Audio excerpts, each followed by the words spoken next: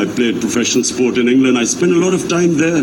So I know how the Western mind works and how West views religion. So where the misunderstanding about Islam came.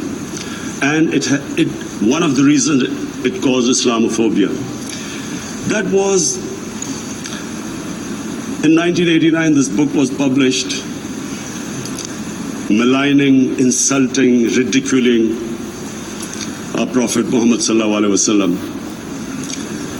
And there was a reaction in the Muslim world. The West couldn't understand what was the problem. Because in the West, because I have spent so much time in the West, religion is perceived completely differently. They don't look upon religion like we do. And so Islam was supposed to be an intolerant religion. It was against freedom of expression. And Islam took a real beating 30 years ago. I still remember it became a watershed. And every 2 or 3 years, someone would malign our Prophet, peace be upon him. There would be a reaction by the Muslims. And again, it was Islam, an intolerant religion. Again, this time, I blame a certain section of the people in the West who deliberately provoked this, knowing the impact it would have. But the majority of the people in the West didn't understand. This is where, again, Muslim leadership let the Muslims down. We should have explained to them what our Prophet, peace be upon him, means to us. So in 1 minute, I'll try and explain what he means to us. Our Prophet was the witness to the divine book, the Holy Quran. The Holy Quran is the book of guidance for Muslims, and the Prophet's life was living the Quran. He was an example of what the Quran guided us to be. So he is the ideal we all try to get to. The Prophet created the state of Medina. कोई album आपके अपना कोई इस तरह कोई चीज सामने आ रही हो? जी बिल्कुल. This can. The state announced, the Prophet announced that, and slavery, the whole system depended on slavery as it did for many years in the Western societies. The Prophet said that one of the greatest deeds is to free a slave. But because the society depended on slavery, he said, but if you have to, treat them as an equal member of the family. And as a result, something happened in a Muslim world which hasn't happened in any other civilization. Slave dynasties appeared. Slaves became kings. The Mamluks, slaves who ruled Egypt. In India, there were slave dynasties. And then, with minorities, again, you hear that Islam is supposed to be against minorities. Let me just make this clear. In Islam, the Prophet announced that everyone was free to practice his religion. It was a sacred duty to protect the places of worship of all religions. He announced that every person is equal in front of law, whatever his religion or his color. And this incredible case, and I always quote this, that the fourth Khalifa, the head of state of Medina, he lost a court case against a Jewish citizen. So, number one, it showed there was a rule of law, no one was above law. And number two, that a Jewish citizen was an equal citizen. So, Mr. President, when a Muslim society is unjust to its minorities, it is going against the religion of Islam and our Prophet, peace be upon him. So, it is important to understand this. The Prophet lives in our hearts. When he is ridiculed, when he's insulted, it hurts. As we human beings understand one thing: the pain of the heart is far, far, far more hurtful than physical pain. And that's why the Muslims react. And I've always thought that if I ever had this stage, I would try and explain this to the world community, especially to the Western community, because having lived in the Western community, people didn't understand this. When I first went as a teenager to England, there was a comedy film on Jesus Christ. It's unthinkable in Muslim societies.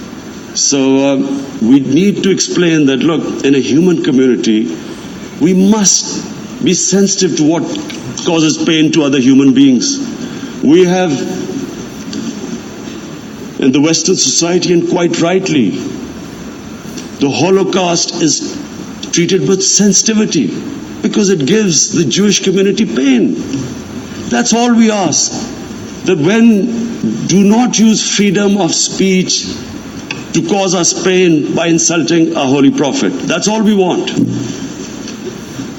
And now, the number 4th point, Mr. President, and this is the most critical point, is the reason why I especially came here. It is about what is happening in Kashmir. Before I go on this, I want to make one thing clear, that when we came to power, my first priority was that Pakistan would be a country which will try its best to bring peace. We had been through this war on terror. We joined the United States war on terror after 2001. And Pakistan went through one of its worst periods where 70,000 Pakistanis died and over 150 billion was lost to our economy. And Mr. President, I opposed the war because in the 80s, Pakistan had joined the Western countries in what was the freedom struggle then in Afghanistan against the Soviets. And it was funded by the Western countries. These Mujahideen groups, which were treated in guerrilla warfare, were trained by Pakistan Army, funded by the Western countries and especially US, and they waged what was a freedom struggle in Afghanistan. The Soviets called them terrorists.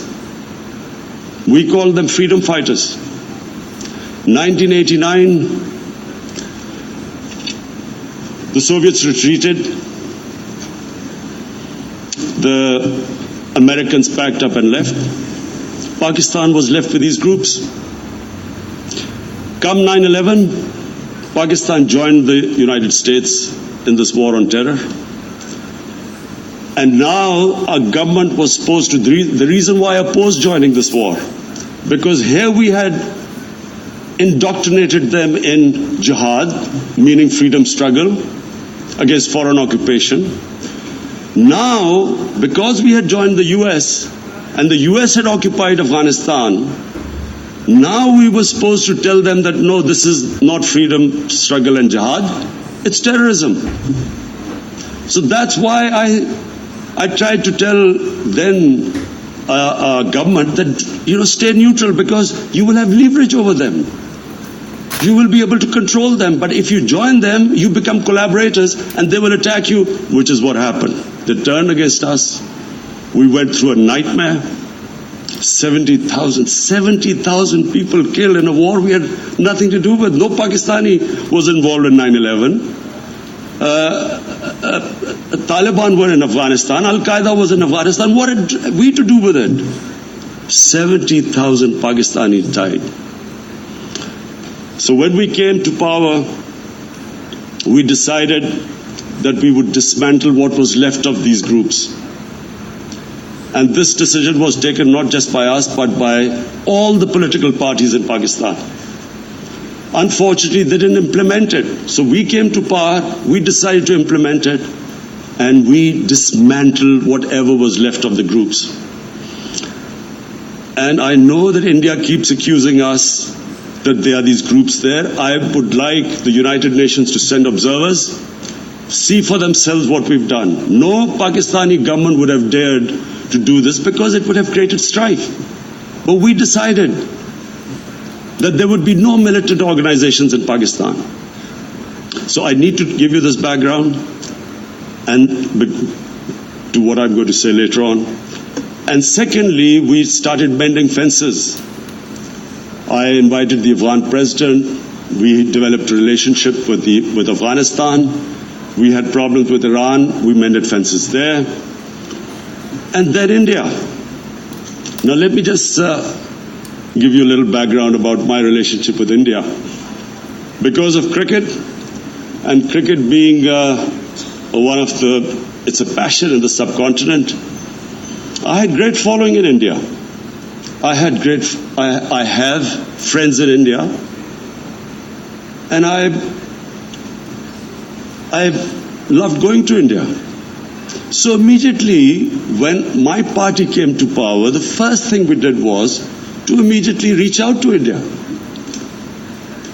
And I spoke to President Modi and I said, look, we have similar problems. Climate change, poverty, let's get together. Let's resolve our differences through trade. Let's build a relationship on trust.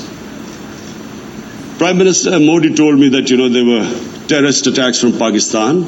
I said, we have problems with you. There are terrorist attacks which we know are instigated by India in Balochistan. We caught a spy, Kulbhushan